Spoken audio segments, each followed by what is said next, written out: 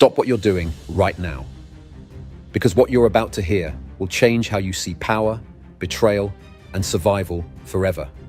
Blood everywhere, pooling between ancient stones, splashing up to horses' knees, hooves squishing through human blood while screams echo off Jerusalem's walls. On July 4th, 1099, the holiest city on earth has become a slaughterhouse. But here's what they don't teach you in school. From this bloodbath will emerge two secret brotherhoods that will control kings, create the first international banking system, and survive almost 1,000 years. One will be tortured and burned alive in the most shocking betrayal in history. The other, still operating today, right under your nose. You think you know about power? You know nothing. These weren't the shining knights of Hollywood movies. They were ordinary men who discovered something that terrified every king in Europe. Something so powerful that one order had to be completely destroyed to keep their secrets buried. Something so valuable that the other order is still protecting it today. What did they find beneath Jerusalem? Why did 9 poor knights become richer than entire kingdoms in just 20 years? How did warrior monks create a banking system that modern banks still use? And why does one organization founded in 1023 still have its own country, issues its own passports, and meets with world leaders today? You're about to discover the truth they tried to erase from history. The truth about the Knights Templar and Knights Hospitaller. The two swords of faith. But first, you need to understand what really happened in that blood-soaked city. Because everything starts with betrayal. Everything starts with abandonment. And everything starts with a choice between saving lives and taking them. Are you ready to see how the world really works?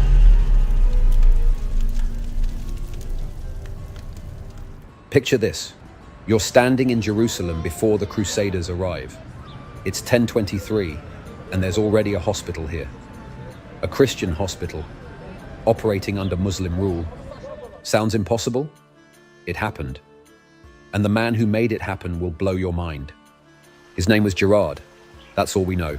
No last name, no family history. This mysterious figure somehow convinced Muslim rulers to let Christians run a hospital in their most sacred city. Think about that. In an age of religious war, he built bridges. In a time of hatred, he created healing. Walk into Gerard's hospital. Cool air hits your face after the burning Jerusalem heat. You smell herbs and incense mixing with hope and desperation. Soft prayers blend with groans of pain and the gentle splash of water being poured for the dying. Simple beds, line stone walls where exhausted pilgrims rest after journeys that killed half their companions. Here's the part that will shock you. Gerard was running this hospital when the Crusaders arrived and somehow kept it operating through the bloodiest conquest in medieval history. While soldiers were riding through pools of blood outside, Gerard was inside saving lives. Muslim lives, Christian lives, Jewish lives, anyone who needed help. Legend says Gerard threw bread to starving Crusaders from the city walls during the siege. When Muslim guards checked his baskets, the bread magically turned to stones. Real magic? Probably not. But people believed it. And sometimes belief is more powerful than reality. When the slaughter ended and Jerusalem fell, Gerard's hospital didn't just survive, it exploded in size. Why? Because suddenly, everyone wanted to visit the Holy Land. And guess what? The roads were death traps. You want to know what real courage looks like? February 15th, 1113. Pope Pascal II officially recognized Gerard's community as a religious order. The Hospitallers were born. But here's what's insane. Gerard created rules that completely flipped medieval society upside down. Listen to this. He declared that sick people owned the order. The brothers called sick people our lords, and themselves servants and slaves. In a world where nobles owned peasants, Gerard made his knights serve the poorest of the poor. Revolutionary? That's an understatement. But Gerard didn't live to see what happened next. When he died around 1120, a man named Raymond Dupuy took over, and Raymond would make a decision that changed everything. He would teach these healers to kill. Why would an order founded on healing take up the sword? because the roads to Jerusalem had become hunting grounds for bandits who made pilgrims disappear forever. Picture yourself on the road from Jaffa to Jerusalem. Narrow path winding through rocky hills, perfect for ambushes. You hear nervous whispers as pilgrims clutch their walking sticks tighter. Stones shift above you. Shadows move in olive groves. Your heart pounds because you know, one wrong turn and you're dead. Small groups of unarmed pilgrims made easy targets. Many arrived at Gerard's hospital robbed, wounded, or traumatized. If they arrived at all, something had to be done. Enter a French knight named Hugues de Payens, 1118 or 1119. He approached King Baldwin II with an idea so crazy it just might work. He and 8 companions would form a religious brotherhood dedicated to protecting pilgrims. They'd become something the world had never seen: warrior monks. Think about how radical this was. Knights killed people, monks saved souls. Hugues wanted to do both. At the same time, King Baldwin said yes, and history exploded. Baldwin gave them quarters on the Temple Mount, in part of his palace built inside the captured Al-Aqsa Mosque. This location, believed to sit on the ruins of Solomon's Temple, gave them their name. The poor fellow soldiers of Christ and of the Temple of Solomon, the Knights Templar. Want to know how poor they really were? Their early seal showed 2 knights riding one horse, not because they were brothers in arms, because they couldn't afford 2 horses. For almost 10 years, nothing happened. 9 knights protecting pilgrims on dangerous roads, receiving few donations, attracting few recruits. They seemed destined for obscurity. Then everything changed. Bernard of Clairvaux, influential monk, most powerful religious figure in Europe, and André de Montbard's uncle. André was one of the 9 founding Templars. Suddenly, Bernard saw these warrior monks as the solution to a problem that had plagued Christianity for centuries. How do you reconcile Christ's message of peace with the violence of knighthood? Bernard's answer: make violence holy. Around 1129, he wrote, "In praise of the new knighthood." His words transformed everything. Regular knights fought for earthly glory. Templars fought for God. Regular knights feared death. Templars welcomed it as martyrdom. January 1129, Council of Troyes. The Catholic Church officially recognized the Templars. Suddenly, these 9 unknown knights had papal backing. Money poured in from across Europe. Nobles donated land, gold, and their younger sons. But joining meant giving up everything. Personal wealth, gone. Family ties, severed. Individual will, surrendered. Templars wore plain white robes, cut their hair, grew beards, ate in silence, and prepared constantly for death. What would you sacrifice for absolute purpose? These men sacrificed everything. Now here's where it gets interesting.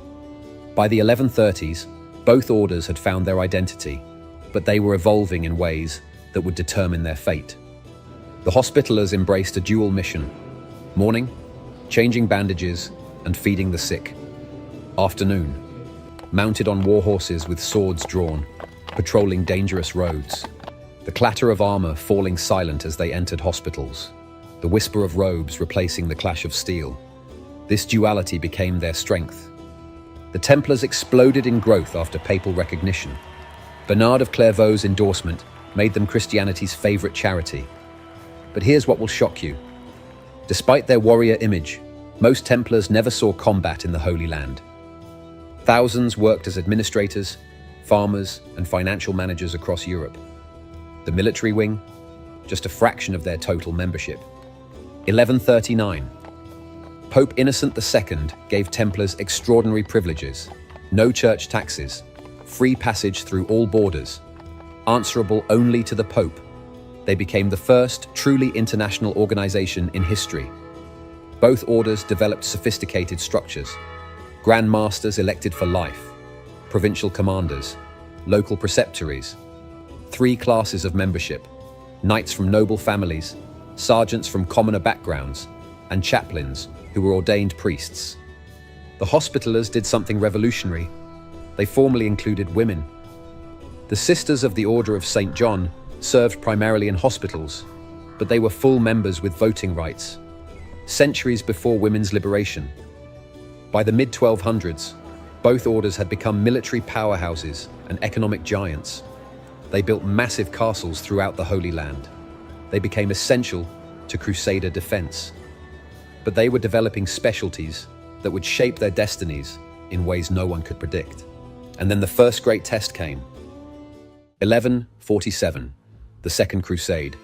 Emperor Conrad III of Germany and King Louis VII of France had assembled massive armies to recapture Edessa, the first Crusader state to fall to Muslim forces. Both military orders joined this expedition, their first major crusading campaign since their founding. What followed was one of the most catastrophic military disasters in Crusader history.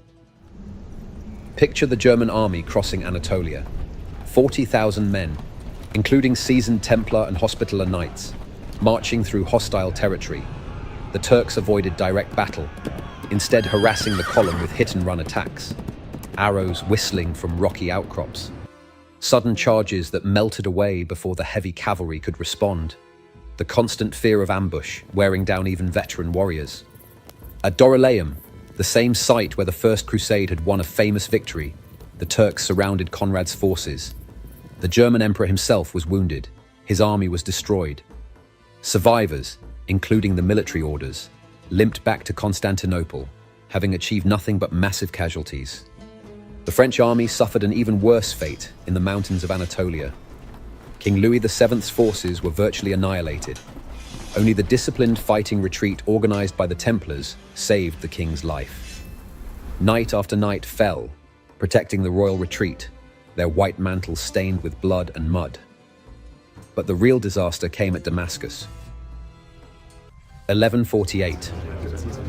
The surviving Crusader forces, reinforced by troops from the Kingdom of Jerusalem, decided to attack Damascus. It seemed logical.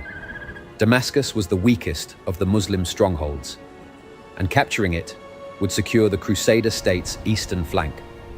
What they didn't know was that they were walking into a trap that would haunt both military orders for decades. Listen to the sound of 50,000 Christian warriors approaching Damascus's walls. The thunder of hooves, the clanking of armor, the flutter of hundreds of banners in the desert wind. Templars and Hospitallers rode at the vanguard, their combat experience from defending pilgrim routes, making them the army's elite strike force. The initial assault went perfectly. The orchards outside Damascus fell quickly. Muslim defenders retreated toward the city walls. Victory seemed certain.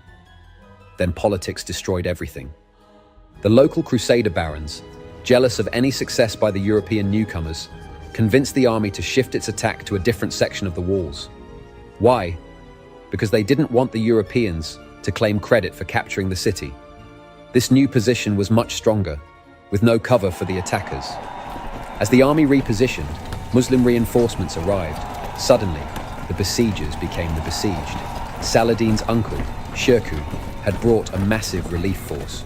The Crusaders found themselves trapped between Damascus's walls and a fresh enemy army. The retreat became a rout. The military orders, which had performed brilliantly in the fighting, now faced the humiliation of covering another Christian disaster. Templar and Hospitaller knights formed the rearguard, dying by dozens to save an army that had snatched defeat from the jaws of victory through pure stupidity. Young Templar knights, who had dreamed of glory in the Holy Land, instead experienced their first bitter taste of how political infighting could destroy military success. The lesson would shape both orders' future policies. Never again would they trust secular leaders to make battlefield decisions. The Second Crusade's failure taught both orders crucial lessons about warfare, politics, and survival that would serve them well in the trials ahead. But it also marked them as the most reliable military forces in the Crusader states, the only ones who could be trusted to fight effectively, regardless of political chaos. And they would need every lesson they'd learned for what was coming next. July 4th, 1187. The morning began with deadly stillness. Twin hills called the Horns of Hattin. The sun hadn't risen, but armor was already burning hot. White-robed Templars and black-robed Hospitallers shifting nervously in their saddles, red and white crosses, like targets in the growing light. Water supplies are critically low, a scout reported to King Guy of Jerusalem, voice cracking with thirst. Saladin controls all access to the Sea of Galilee. But Gerard de Riedfort, Templar Grand Master, dismissed the concern. We fight now.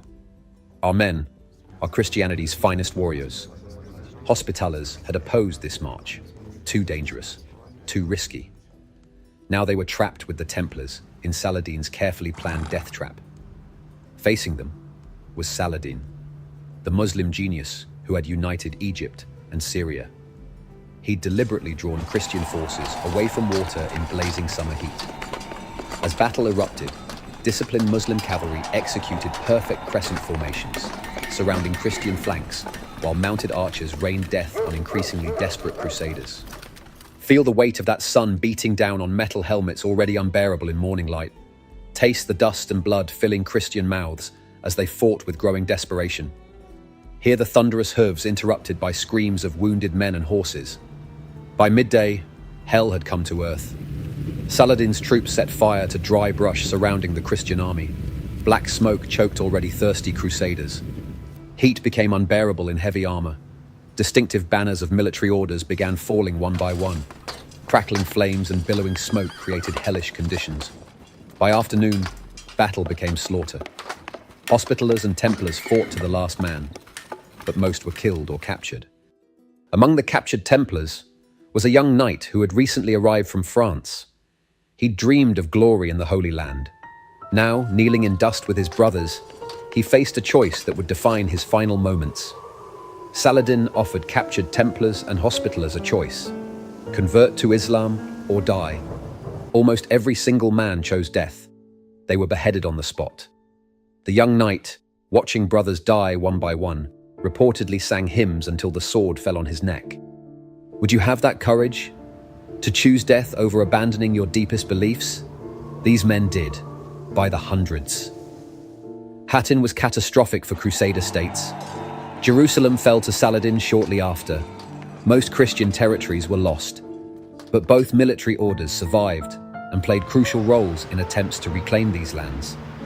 The siege of Acre lasted nearly 2 years, August 1189 to July 1191, the most brutal warfare imaginable. Military orders maintained positions outside city walls through blazing summers and bone-chilling winters. Disease claimed more lives than enemy weapons. From their camp, Templars could see Acre's massive walls rising above the Mediterranean. The constant crashes of waves provided a rhythmic backdrop to daily struggle. Their siege towers, built from ships' timbers, were repeatedly burned by Greek fire. Terrifying sights of unstoppable liquid flame cascading down wooden structures. Inside hospitaller compounds, knights doubled as doctors, treating wounds, fighting dysentery that destroyed their ranks. We lose 3 men to disease for every 1 to Muslim arrows, one commander observed, moving among beds of groaning soldiers. When Acre finally fell in July 1191, military orders were first to enter. Their banners, tattered from 2 years of constant exposure, raised triumphantly over captured walls. Both orders built impressive fortifications throughout the Holy Land. The Hospitallers' Crc des Chevaliers in Syria became one of the most formidable Crusader fortresses ever built. The stand on Crc des Chevaliers' massive walls. Feel cool mountain breeze cutting through Syrian heat. See for miles in every direction. No army could approach unseen. Constant tap of stonemasons' hammers echoing through courtyards as Hospitallers continually strengthened defenses. In inner courtyards, knights training with sword and spear, clash of practice weapons creating martial symphony. The Templars' Chateau Pèlerin was a massive coastal fortress with walls 13 feet thick and towers rising 100 feet above the sea. Constant crash of Mediterranean waves against rocky foundations provided rhythmic backdrop to defenders' daily lives. These weren't just military installations. They were administrative centers controlling territories and protecting trade routes. The height of medieval military architecture, incorporating lessons from Byzantine and Muslim defensive designs. But the golden age of Crusader power was ending, and the next disaster would shake both orders to their foundations. October 17th, 1244, La Forbie. A name that still makes historians shudder. The largest Crusader army assembled since the First Crusade marched across the Palestinian plain toward Gaza. 16,000 infantry, 1,100 heavy cavalry, the flower of Crusader nobility, the grand masters of both the temple and hospital, riding at the head of their knights. What could go wrong with such overwhelming force? Everything. The enemy they faced wasn't just any Muslim army. It was the Khwarezmian Turks, nomadic warriors so savage that even other Muslims feared them. They'd been displaced from their homeland by Mongol invasions and were now rampaging through the Middle East like a plague of locusts. These weren't civilized enemies who followed rules of war. They were destroyers who took no prisoners and showed no mercy. The Crusader army was confident, too confident. They'd beaten Muslim forces before. They had superior armor, better training, divine favor. What could possibly defeat them? Picture the moment when the two armies met. 16,000 Christians facing 20,000 Khwarezmian Turks, backed by Egyptian reinforcements. The morning sun glinting off Christian armor and Muslim scimitars. The thunder of hooves as heavy cavalry prepared to charge. Then came the sound that would haunt survivors' nightmares forever. The Khwarezmian war cry. Not the disciplined shouts of Saladin's Syrians or the organized battle cries of Egyptian Mamluks. This was something primal, the howl of wolves who'd tasted blood and wanted more. The Khwarezm charge hit the Crusader lines like a natural disaster. These weren't knights following codes of chivalry. They were killers who'd learned warfare in the steppes where only the most savage survived. They surrounded the Crusader flanks, divided their army, and then methodically destroyed each separated group. The Templars tried to break through the enemy center. Their disciplined charge initially scattered the Muslim infantry.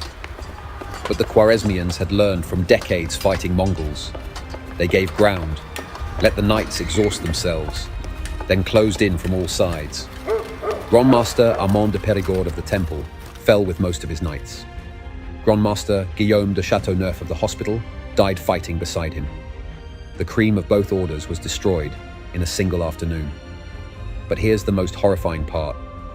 When the battle ended, the Khwarezmians didn't take prisoners or demand ransoms like civilized armies. They killed everyone. 16,000 Christians died at Lafourby.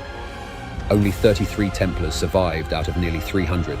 The Hospitallers lost even more. Think about that. In one battle, both orders lost more knights than in all their previous battles combined. Decades of careful recruitment, training, and battlefield experience were wiped out in hours. The survivors faced a terrible choice: abandon the Holy Land or rebuild from almost nothing. They chose to rebuild, but Lafourby had broken something fundamental. The military orders were no longer the unstoppable force they'd once been. They were mortal, vulnerable, and their enemies knew it. The defeat at Lafourby marked the beginning of the end for the Crusader states. Without the military orders at full strength, the remaining Christian territories became increasingly isolated outposts in a hostile Muslim world. And the final blow was coming. 1291, the fall of Acre, the last major Crusader stronghold facing an overwhelming Muslim army. Templars and Hospitallers among the final defenders. Picture the chaos in Acre's final hours. Thunderous crash of siege engines pounding walls, screams of civilians rushing toward harbor, sharp smell of smoke from burning buildings. In Templar compound, knights making the last stand as headquarters literally collapsed around them, burying defenders and attackers together. Many died defending the city. Others helped evacuate civilians by sea before the city fell. Templar Marshal Peter de Sèvres negotiated with the Muslim commander to evacuate women and children, but was betrayed and killed with his companions. Templar commander Theobald Gaudin escaped by sea with the order's treasury, becoming the next Grand Master in exile. With Acre's loss, Crusader presence in Holy Land ended after nearly 2 centuries. Both Templars and Hospitallers forced to relocate. Templars to Cyprus, Hospitallers first to Cyprus, later to Rhodes. This moment marked crucial divergence in their paths. One would lead to a new island fortress and centuries of continued service, the other to fire and infamy, as ships carrying surviving knights sailed from smoking ruins of Acre. None could predict how differently their orders would fare. One brother order was about to make the greatest mistake in medieval history. The other was about to make the smartest decision. But first, you need to understand what made the Templars so dangerous. What they discovered that terrified every king in Europe. What innovation they created that modern banks still use today. Ever wonder why you can use a credit card anywhere in the world? Thank the Knights Templar. They created the first international banking network in history, and it made them so powerful that kings trembled at their name. Templars didn't start as bankers. They started as pilgrim protectors. But protecting pilgrims revealed a massive problem. How do you carry months of travel money without getting robbed and killed? Picture yourself as a medieval pilgrim. You need funds for months of travel, food, accommodation. But carrying large sums makes you a target for every bandit between here and Jerusalem. You're dead meat with money, useless without it. Templars created a brilliant solution. Deposit funds at a Templar house in your home country. Withdraw equivalent funds in the Holy Land. Simple and revolutionary. Step inside a Templar preceptory in 12th century France. Stone walls thick as fortress walls. Narrow windows. More bank vault than church. Scent of beeswax candles, mixing with parchment and ink. A nobleman approaches the Templar treasurer, a knight whose military career ended with wounds from Holy Land service. The nobleman carries a heavy purse of silver coins. Metallic clinks echoing in a vaulted chamber as coins get counted. After careful documentation, the treasurer provides an encoded letter with secret symbols and seals. Months later in Jerusalem, this letter allows withdrawal of the equivalent sum without risking wealth across thousands of dangerous miles. This was revolutionary for medieval Europe. Templars created essentially a private banking network spanning Europe and Middle East, major financial centers in Paris, London, and Jerusalem, satellite branches throughout Christianity. Consider William Marshall, one of England's greatest knights. He entrusted his vast wealth to Templars before departing on crusade. When he returned years later, every penny awaited him. This level of security was almost unheard of in medieval finance. This trust became foundation of Templar financial success. Templars offered services recognizable to modern banking customers. Letters of credit for international travel, deposit banking for safe storage. The Paris Temple became repository for funds. Many French nobles and even the crown kept treasuries there. Loans and credit extended to merchants, nobles and monarchs, King Henry III of England and King Louis IX of France among royal clients. These loans were secured by land or valuable assets. Here's the brilliant part. While Templars charged interest on loans, they developed complex financial instruments to disguise this practice. Charging interest was considered sin of usury under church law. They pioneered rent charges and exchange rate manipulation that generated profits equivalent to interest without technically violating religious prohibitions. Advanced record keeping supported their operations. Early forms of double-entry bookkeeping. Careful transaction records ensuring transparency and building trust. Financial documents written in cipher for additional security. The impact on medieval economy was huge. International trade flourished as merchants conducted business across Europe and Mediterranean without risks of transporting currency. Capital mobilized across Europe. Economic integration increased as Templars created financial networks spanning much of Europe and Middle East. But Templar wealth and financial expertise eventually became factors in their downfall. They attracted envy and resentment of powerful figures who would destroy them to steal their riches. Meanwhile, their brother order was making equally revolutionary advances in a completely different field. While Templars revolutionized medieval finance, Hospitallers made equally important contributions in healthcare. Their very name reflected original purpose: provide hospitality and medical care to pilgrims in Holy Land. This medical mission remained central, even as they evolved into powerful military order. The Hospitallers' flagship institution was their hospital in Jerusalem, famous throughout the medieval world. Archaeological excavations revealed massive structures capable of holding enormous numbers of patients. Extraordinary capacity for medieval hospital. Imagine the scale. When most European hospitals were places where sick went to die, hospitallers created medical facilities with standards of care that wouldn't be matched in Europe for centuries. Step inside this remarkable facility. Unlike dark, cramped spaces common in medieval Europe, hospitaller wards were spacious and well ventilated, tall windows allowing fresh air and light, clever systems of water channels providing clean water for washing patients and flushing waste, air-carrying scents of herbs and spices used in treatments, rosemary, thyme, cinnamon and pepper. Patients lay on individual beds, not crowded on straw mats. They were served meals on silver plates, not just for prestige, but because the wealthy could afford better materials that stayed cleaner. Food carefully prepared, according to patients' conditions, reflecting hospitallers' understanding of nutrition's role in healing. Moving through wards were diverse hospital staff, setting hospitallers apart from other medieval medical providers. Unlike hospitals relying on untrained monks or nuns, hospitallers employed professional physicians and surgeons.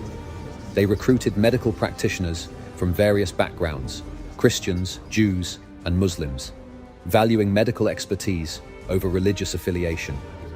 Consider a Muslim physician from Damascus who found himself treating Crusader knights in a hospitaller ward after being captured in battle. Initially expecting execution or imprisonment, he was offered a position when his medical skills became apparent. For years, he worked alongside Christian caregivers, teaching Arabic medical techniques while learning European approaches. Such cross-cultural exchange was extraordinarily rare in medieval period, but commonplace in hospitaller facilities. Hospitallers developed specialized approaches for different medical conditions, separate wards for different patients and conditions, including dedicated facilities for contagious diseases like leprosy, early quarantine that demonstrated understanding of disease transmission. Outside hospital walls, hospitallers operated early ambulance services, transporting sick and wounded to facilities. During battles, they ventured onto battlefield to retrieve wounded knights and soldiers, an extremely dangerous task, saving countless lives. Imagine the chaos of a medieval battlefield, the clash of weapons, screams of wounded, thunder of hooves. Through this chaos moved hospitallers in distinctive black robes with white crosses, the rattle of stretchers and splashes of water from canteens offering only hope for those lying broken among dead. Many hospitallers died performing dangerous mercy missions, cut down while trying to rescue the wounded. The hospitallers' medical practices were advanced for their time. They emphasized cleanliness in their facilities and developed systematic approaches to patient care that wouldn't become common in European hospitals for centuries. Hospitallers pioneered the concept of hospital as a dedicated institution for medical care, rather than simply place for dying or shelter for poor. Their hospitals served as models for similar institutions throughout Europe. But here's where the story takes a dark turn, because while one order was perfecting the art of saving lives, forces were gathering that would destroy the other completely. What determines whether an organization survives or perishes when its original purpose becomes obsolete? By end of 13th century, both Templars and Hospitallers stood at crossroads. The Holy Land was lost. Original purpose seemingly finished. How they responded would determine whether they flourished or faded into history. The fall of Acre in 1291 marked the end of the Crusader states and forced both military orders to reinvent themselves. Initially, both retreated to Cyprus, but their paths would soon split dramatically. Templars struggled to redefine their purpose. Original missions of protecting pilgrims were no longer viable. While they maintained banking activities and administered extensive European properties, they lacked compelling a new military mission, justifying their continued existence as warrior brotherhood. Jacques de Molay, the elected Templar Grand Master in 1292, advocated a new crusade to recapture the Holy Land. He found little support among European monarchs, exhausted by 2 centuries of costly, unsuccessful crusading. Templars became increasingly isolated and defensive, aware of growing criticism, but unable to counter it effectively. Picture aging de Molay in Templar headquarters in Cyprus, poring over maps of lost Holy Land by candlelight. The scratching of quill on parchment and occasional sighs are the only sounds as he drafts yet another appeal for a new crusade. Outside, younger knights grow restless, training for war that seems increasingly unlikely.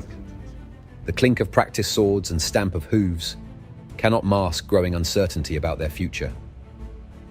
Meanwhile, Hospitallers actively charted a new course. Under leadership of Grand Masters Guillaume and Fulke de Villaret, they set sights on the island of Rhodes, then part of Byzantine Empire, but vulnerable to conquest. Between 1306 and 1310, Hospitallers conducted a campaign to capture Rhodes and the surrounding islands. By 1310, they'd secured control and established Rhodes as the new headquarters. The Pope confirmed their possession, and Knights Hospitaller became known as Knights of Rhodes. On Rhodes, Hospitallers created a sovereign state with its own government, currency, and foreign policy. They transformed the island's capital into a formidable fortress city, building massive walls, towers, and a grand palace for the Grand Master. The constant ring of hammers and chisels, as stonemasons shaped limestone blocks, forming a new stronghold. They also constructed a large hospital, continuing the medical mission alongside military activities. The Knights of Rhodes developed a powerful navy, patrolling the eastern Mediterranean, protecting Christian shipping, and conducting operations against Muslim vessels. Strategic position allowed them to control important maritime routes and gather intelligence on Ottoman movements. They also engaged in privateering, becoming an important income source. The Templars, by contrast, remained in Cyprus without establishing a new territorial base. Their wealth and banking activities continued, but they became increasingly vulnerable to ambitions of secular rulers, particularly King Philip IV of France. Philip, chronically short of funds and deeply indebted to Templars, saw in order both a source of wealth to seize and a potential threat to his authority. The Templars' international organization and direct allegiance to the Pope made them a challenge to Philip's efforts to consolidate royal power in France. And Philip was about to orchestrate one of history's most shocking betrayals.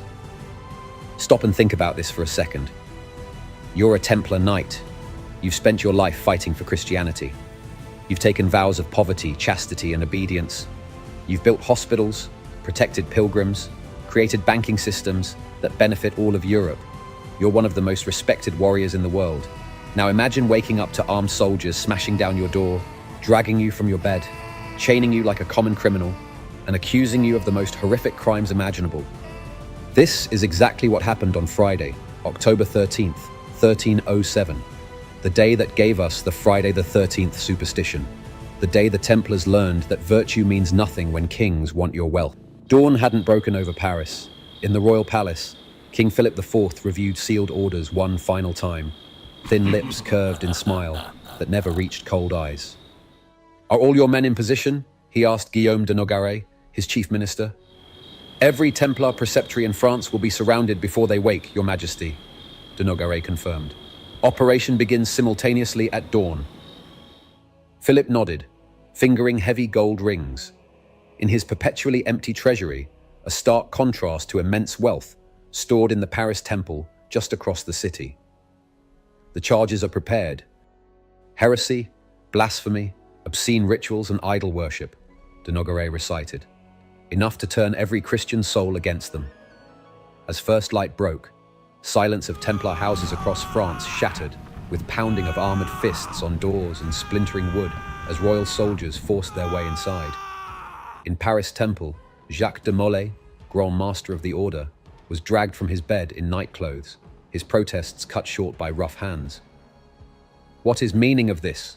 demanded senior Templar Geoffroy de Charnay as soldiers ransacked the treasury. "You are arrested in name of King on charges of heresy," announced the captain, unrolling parchment. "You have denied Christ, spat upon cross, and worshipped idol called Baphomet." De Charnay's face drained of color. "These are lies, monstrous lies." But protests were useless.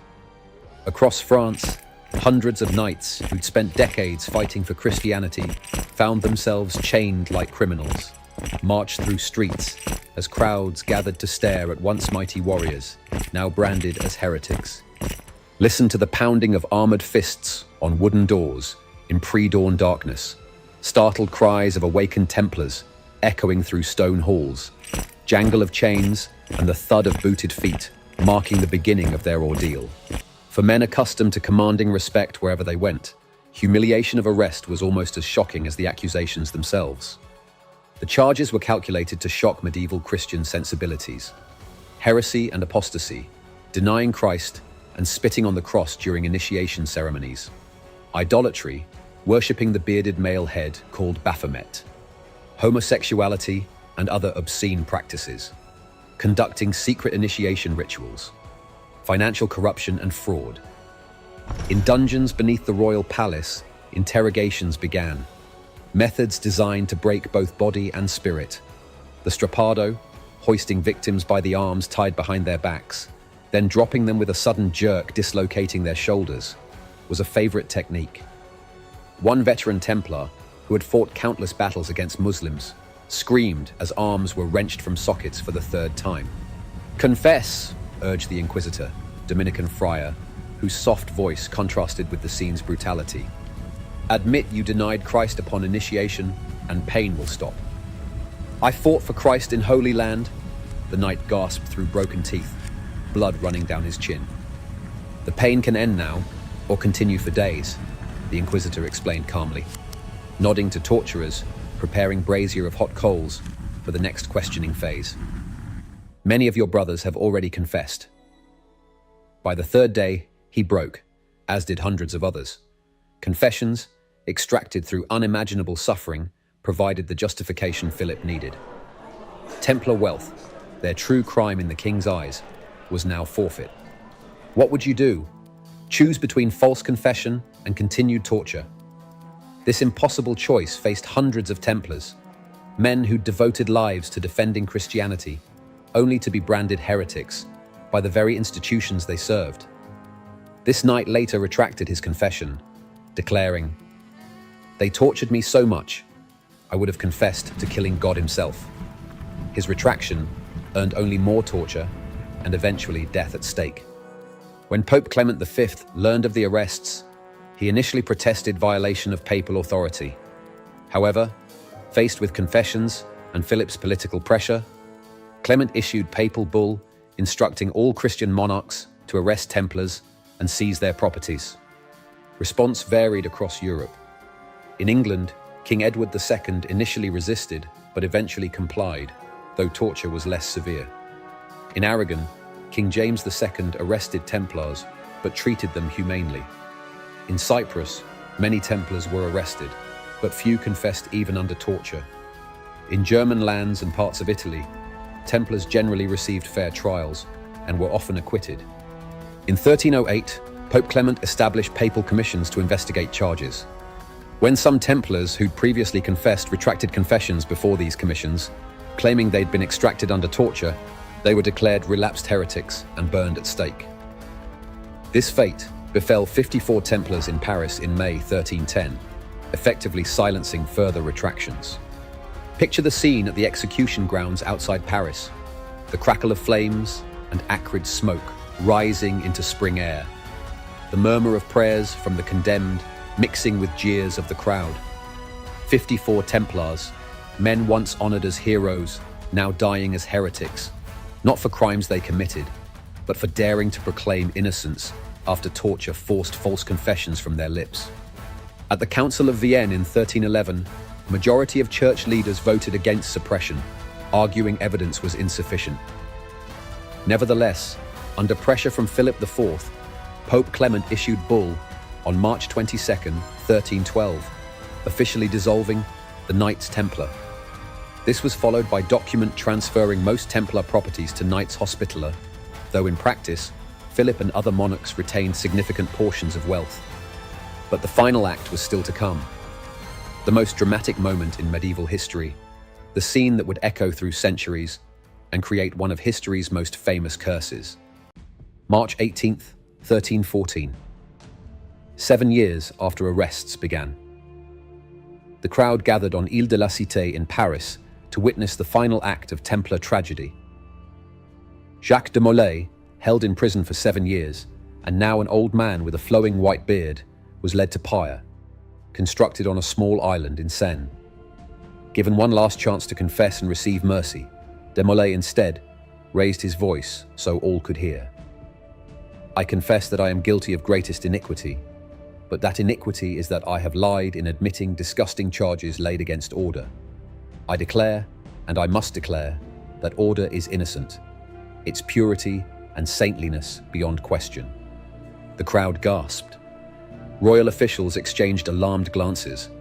Desmoulins continued, voice growing stronger. "To this end, I gladly yield to the fate that awaits me. May God have mercy on me for having, out of fear, said things contrary to truth." As flames rose around him, Desmoulins' final words echoed across water. "Pope Clement, King Philip, within a year I summon you to meet me before the throne of God." The crowd watched in stunned silence as one of the most powerful men in Christianity was consumed by fire, a defiant gaze fixed on the royal palace visible across Seine. Within a year, both Pope Clement and King Philip would indeed be dead. A coincidence that transformed the last Templar Grand Master's words into one of history's most famous curses. But while Templars faced destruction, their brother order was about to embark on the most remarkable transformation in institutional history. Picture Rhodes in early 1400s, a strategic island at the crossroads of the eastern Mediterranean, with a natural harbour and fertile countryside. Under Hospitaller rule, the island's capital transformed into an impressive fortified city. Massive stone walls, punctuated by towers and gates, encircling the settlement. Within these defences rose the Palace of Grand Master, an imposing structure combining military functionality with Gothic elegance. Listen to the multilingual bustle of the harbour, where ships from Venice, Genoa, Constantinople, and Alexandria unloaded cargoes. The clatter of construction never ceased as knights continually strengthened fortifications. The call to prayer from orders' churches, mingling with shouts of merchants and sailors, creating a soundtrack of the unique Crusader state. Hospitallers organized roads according to the traditional structure, with adaptations reflecting new sovereign status. Grand Master served as both religious leader and head of state. The island divided into administrative districts, each under the responsibility of different language groups: Provence, Auvergne, France, Italy, Aragon, England, Germany, and Castile, Portugal. Knights developed a powerful navy, patrolling eastern Mediterranean, protecting Christian shipping, conducting operations against Muslim vessels, particularly those of the rising Ottoman Empire. The strategic position allowed them to control important maritime routes and gather intelligence on Ottoman movements. They also engaged in privateering, sanctioned raids against Muslim shipping, becoming an important income source. Here's a surprising fact. Despite being a Christian religious order, Hospitallers on Rhodes employed Muslim Turkish archers as mercenaries and maintained diplomatic relations with Muslim powers when it suited their interests. Their pragmatism often trumped religious ideology. True to origins, Hospitallers maintained their medical mission on Rhodes. They constructed a new hospital in the city, continuing tradition of excellent care. The hospital incorporated the latest medical knowledge and practices, drawing on the order's centuries of healthcare experience. During Rhodes' period, Hospitallers faced multiple Ottoman attempts to dislodge them. In 1440, Mamluk Sultan of Egypt unsuccessfully besieged the island. In 1444, Ottoman Sultan Murad II sent a fleet against Rhodes, but it was also repelled. Then came 1480. Sultan Mehmed II, fresh from conquering Constantinople, launched a major siege with approximately 70,000 troops. The summer brought an ominous sight to Rhodes' shores, the largest Ottoman fleet ever assembled against the island, carrying 70,000 troops under command of Messi Pasha, the general handpicked by Sultan Mehmed. Inside the massive walls of Rhodes town, Grand Master Pierre d'Aubusson had prepared meticulously. Food and water stockpiled, walls reinforced, every able-bodied man assigned a position. The distinctive architecture of Hospitaller fortifications, innovative angled bastions designed to create overlapping fields of fire, would face its greatest test. They will come at the weakest point near the Jewish quarter, d'Aubusson predicted, studying the terrain from the highest tower of the Grand Master's palace. Constant pounding of Ottoman cannons soon confirmed his assessment. The ground literally shook beneath the defenders' feet as Ottoman miners tunneled under walls, packing tunnels with barrels of black powder. When these exploded, sections of massive walls collapsed in clouds of dust and rubble.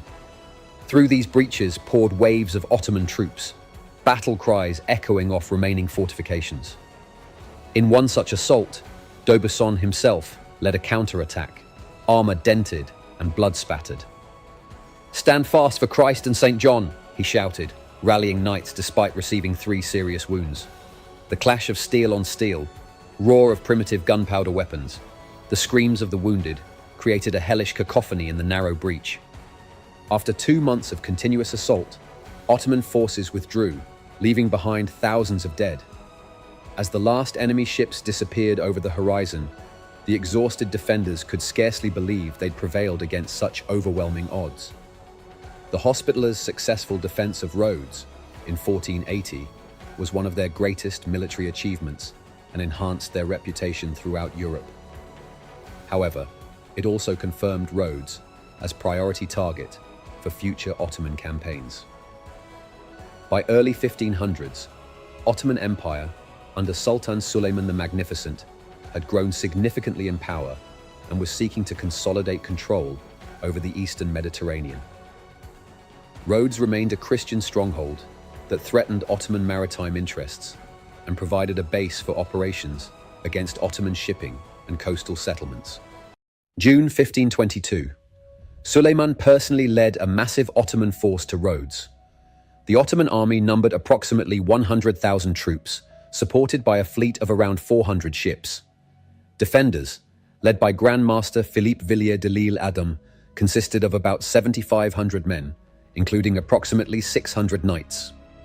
The siege lasted 6 months, characterized by intense fighting, extensive mining operations, and heavy bombardment.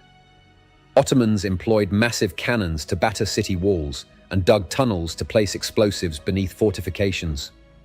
Knights countered with own countermines, sortie attacks, and effective use of artillery. Among defenders was a Spanish knight who kept detailed records throughout the siege.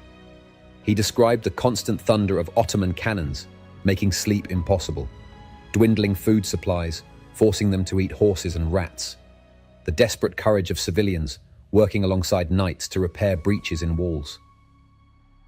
"Even women of Rhodes fight like Amazons," he wrote, carrying water, stones, food to defenders, and sometimes taking up weapons when their men fall. By December, the situation for defenders had become desperate. Numbers greatly reduced, supplies dwindling, and walls severely damaged. Recognizing the inevitability of defeat, Grand Master Villiers de l'Isle Adam negotiated surrender terms with Suleiman. Terms were relatively generous. Knights and followers were allowed to leave Rhodes with weapons, relics, and archives.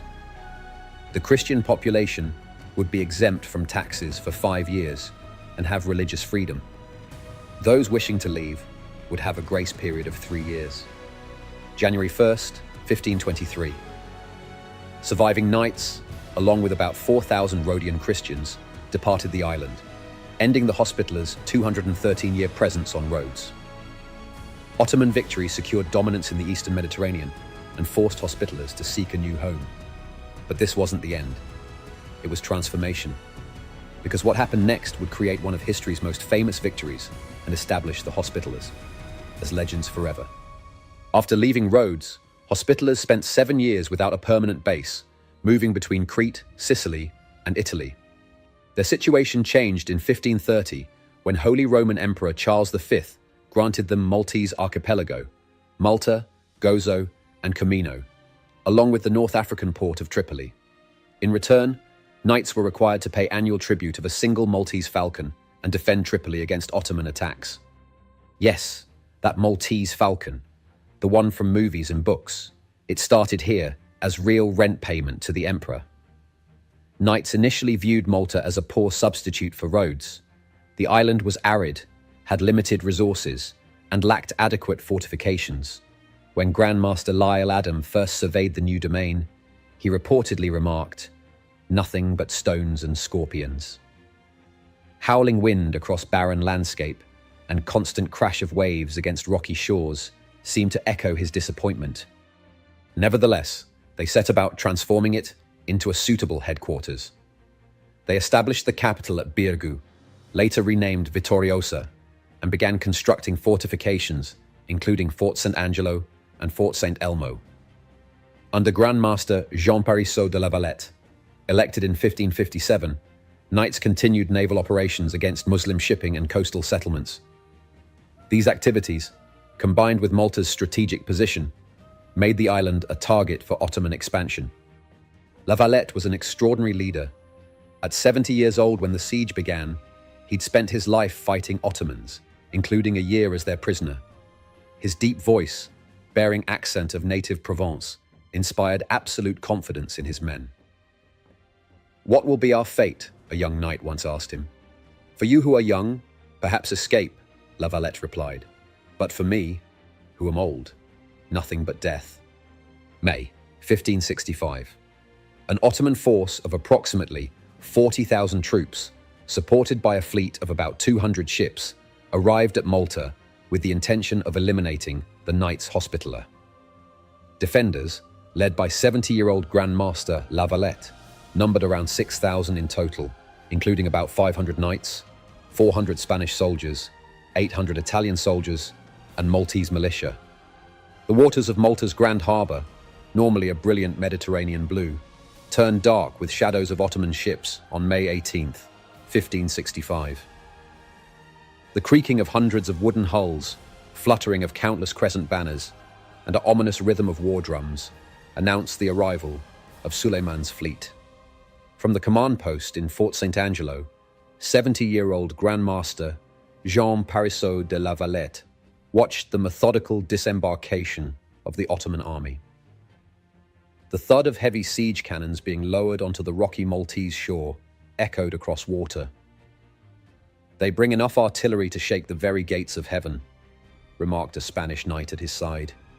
La Valette's weathered face remained impassive. "Then we shall fight them at the gates of hell," he replied, Provençal accent still strong despite decades in Levant.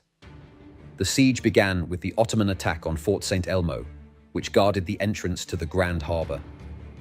Despite being heavily outnumbered, defenders of St. Elmo held out for 31 days, much longer than expected, inflicting significant casualties on Ottoman forces. The Ottoman strategy soon became clear. Fort St. Elmo, the star-shaped fortress guarding the entrance to Marsamxett Harbour, would be the first target. Inside this outpost, approximately 100 knights and 500 soldiers prepared for what most knew would be fight to the death.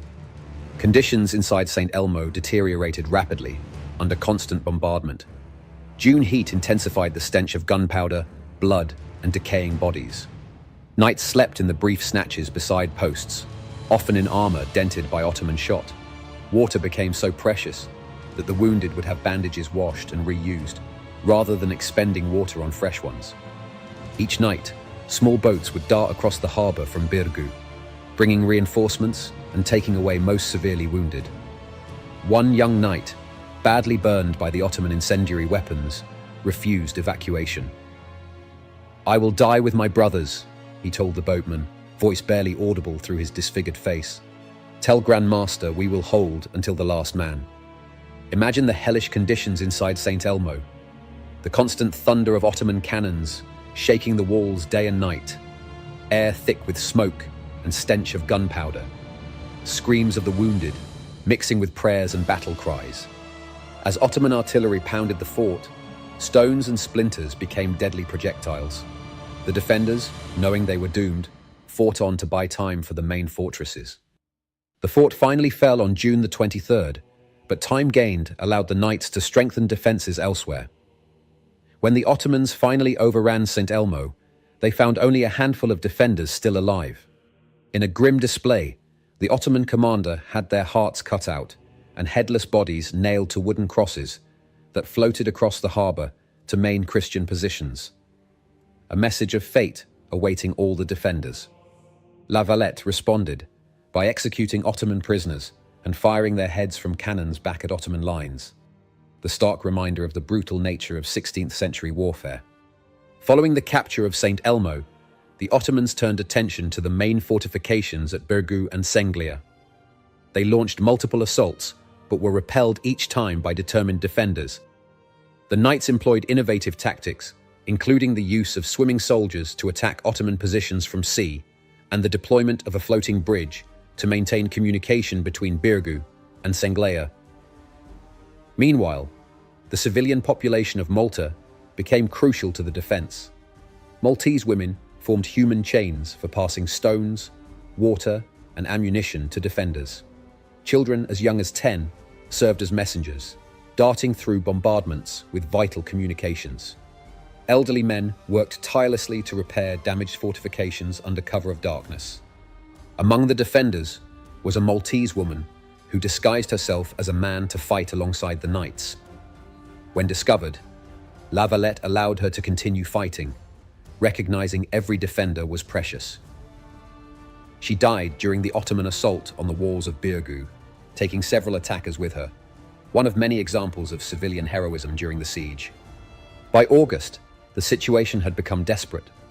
Many walls breached, the supplies dwindling, the casualties. They had a reduced effective fighting force. The constant crash of Ottoman cannons now punctuated by the moans of wounded and dying. The smell of gangrene and death hung over Christian positions. Yet La Valette remained resolute, declaring, "It is great battle of the cross and Quran which is now being fought. The formidable army of infidels are on the point of overwhelming us, and if the Christian princes do not hasten to our aid, we cannot escape." By September, both sides exhausted, but the situation for the Ottomans deteriorating. Disease spread through their camp, supplies running low. The relief force of approximately 8,000 men arrived from Sicily. September 8th, the Ottomans launched their final desperate assault on Mdina, which was repulsed. Facing the prospect of being trapped on Malta during winter, the Ottoman commander Mustafa Pasha decided to lift the siege and withdraw. The Great Siege of Malta was the decisive victory for the Knights Hospitaller and the significant defeat for the Ottoman Empire. It halted the Ottoman expansion in the central Mediterranean and enhanced the prestige of the Knights throughout Europe. Victory often regarded as the turning point in Ottoman-Christian relations, demonstrating the Ottoman Empire was not invincible. What made the Knights of Malta so resilient? How could the force of less than 700 knights and a few thousand soldiers withstand the might of the Ottoman Empire, then the most powerful military force in the Mediterranean? The answer lies not just in fortifications or fighting skills, but in absolute commitment to their cause and identity. Following the siege, the Knights built a new fortified city named Valletta in honor of the Grand Master La Valette. Designed by Italian engineer Francesco Laparelli, Valletta featured state-of-the-art fortifications and became the new capital of the Knights state. The city included Sacra Infermeria, a magnificent hospital continuing the Hospitaller's medical tradition. Knights remained in Malta for another 233 years, continuing naval activities and developing the island into a prosperous and culturally rich state. They participated in major naval engagements, including Battle of Lepanto in 1571, where they contributed ships and knights to Holy League's victory over the Ottoman fleet. The Hospitaller's rule in Malta came to end in 1798, when Napoleon Bonaparte, on his way to Egypt, occupied the island. Knights, led by Grand Master Ferdinand von Hompesch, surrendered without significant resistance, bringing to close their 268-year presence on Malta and status as the sovereign territorial power. But unlike the Templars, the order itself survived this loss of territory and continues to exist to the present day, adapting once again to changing historical circumstances. Now comes the crucial question: why did one of these great orders perish while the other endured? What factors determine whether institution survives or succumbs to historical change? Split fates of the Templars and Hospitallers can be attributed to several key factors. Political factors. The Templars' downfall was primarily orchestrated by King Philip IV of France, who saw them as both a source of wealth to seize and a potential threat to his authority. Hospitallers, while also wealthy, had managed relationships with secular rulers more effectively. They were less centralized in France and had distributed power and assets more widely across Europe, making them less vulnerable to ambitions of a single monarch. Here's the shocking fact. At the time of the suppression, Templars had made King Philip IV so deeply indebted to them that destroying the order was perhaps the only way he could escape financial ruin.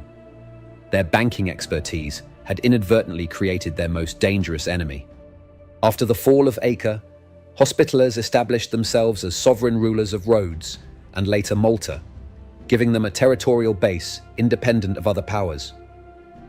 This sovereignty provided degree of protection from external interference that Templars, more integrated into feudal structures of European kingdoms, lacked. Imagine the difference this made.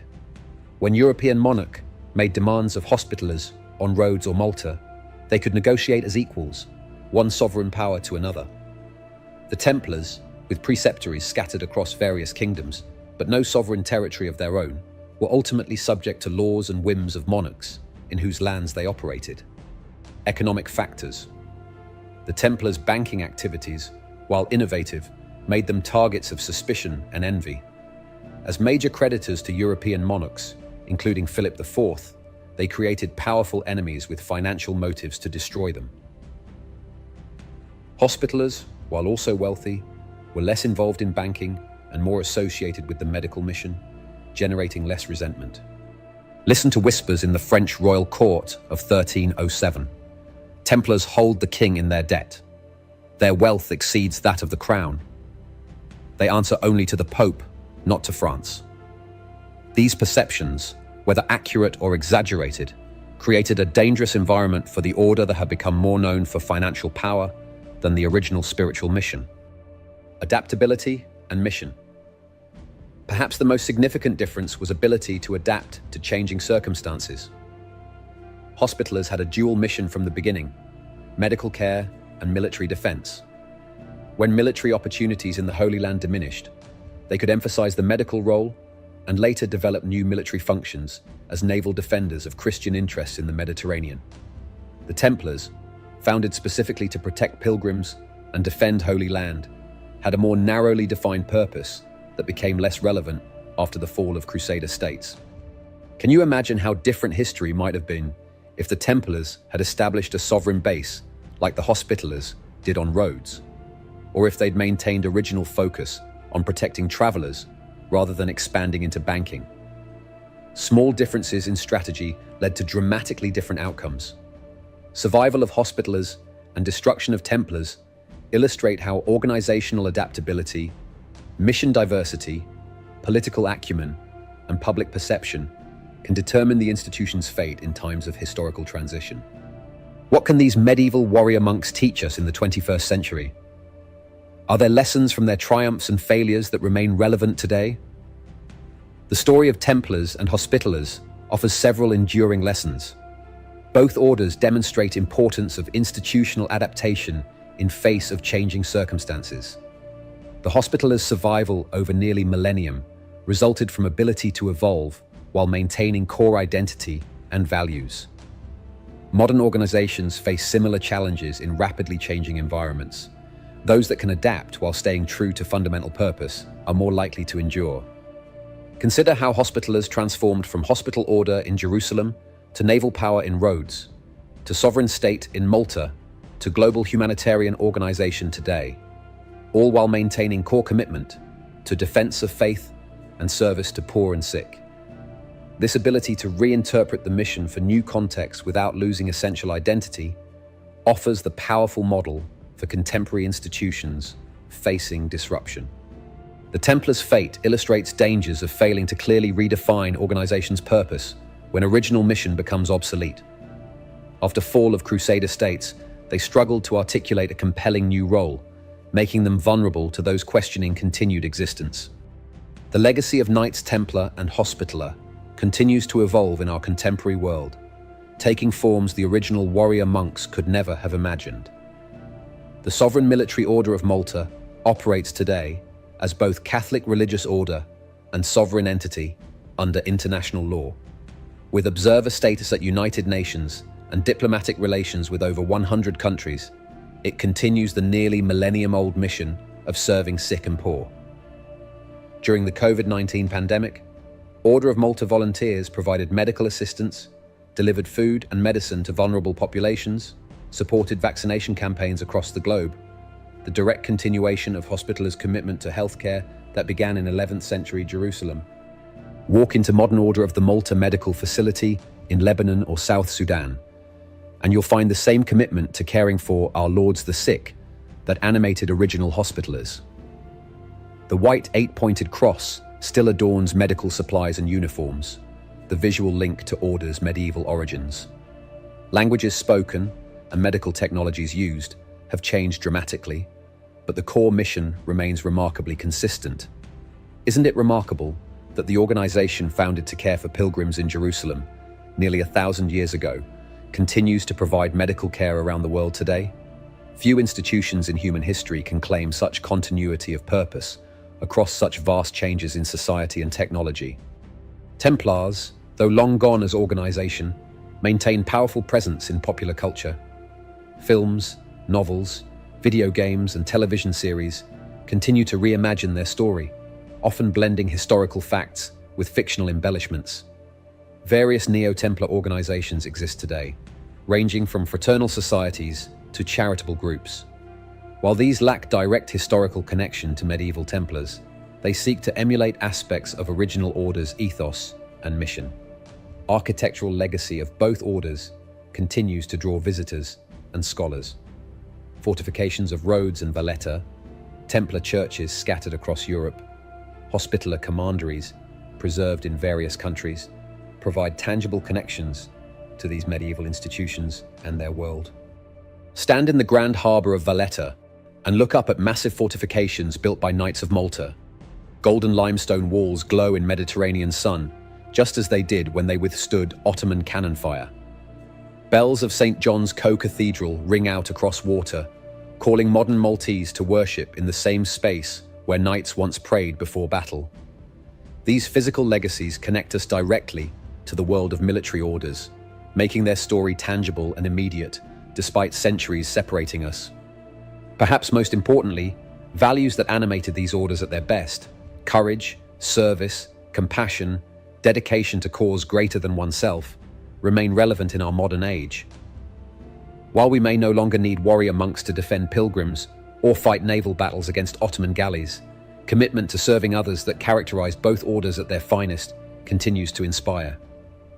As we face challenges of our own time, from pandemics to climate change to political instability, the long view of history offered by Templars and Hospitallers reminds us of humanity's capacity for both remarkable achievement and tragic failure.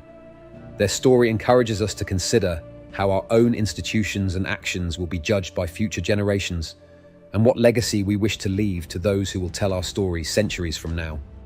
Two swords of faith have been transformed, one into legend, the other into ongoing service. But both continue to cut through centuries, connecting us to the past that, despite its differences, still has much to teach us about our present and our future. You've just witnessed the rise and fall of some of history's most powerful organizations. You've seen how idealism can become corruption, how virtue can become vice, how pursuit of perfect good can create perfect evil. You've also seen how adaptability triumphs over rigidity, how service to others transcends service to self, how true purpose survives even when everything else is lost. Templars and Hospitallers were more than medieval curiosities. They were proof that ordinary people can achieve extraordinary things when united by shared purpose.